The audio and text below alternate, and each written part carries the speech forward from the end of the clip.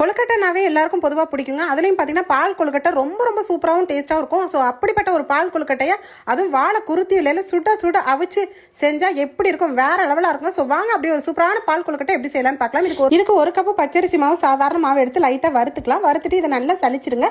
சளிக்கும் போது கட்டிகள் இல்லாமல் நல்லா சுத்தமாக வந்துருங்க. இப்போ இதில் வந்து ஒரு கப் அளந்து எடுத்துக்கலாம்.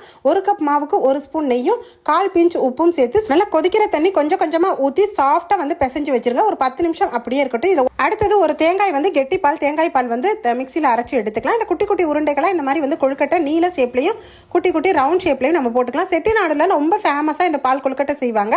இப்போ 1/2 லிட்டர் பால் திக்காக காய்ச்சிக்கலாம். இப்போ அதை அப்படியே இட்லி பானையில் நம்ம வந்து உருட்டி வச்ச கொழுக்கட்டைகளை நல்லா 10 நிமிஷம் வாழை குருத்து இலையில அப்படியே நான் வேக வச்சிருக்கேங்க. வெந்ததுக்கப்புறம் பார்த்தீங்கன்னா அந்த இலையோட ஃப்ளேவரோட ரொம்ப ரொம்ப சூப்பரான கொழுக்கட்டை ரெடி ஆயிடுச்சு. இந்த 1/2 லிட்டர் திக்காக காய்ச்சின பாலில் ஏலக்காய் தூள் சேர்த்து 1 கப் சக்கரை சேர்த்துட்டு இந்த கொழுக்கட்டைகளை இதோட சேர்த்துருங்க. நல்லா கொதி வந்ததுக்கப்புறம் நம்ம தேங்காய் பாலை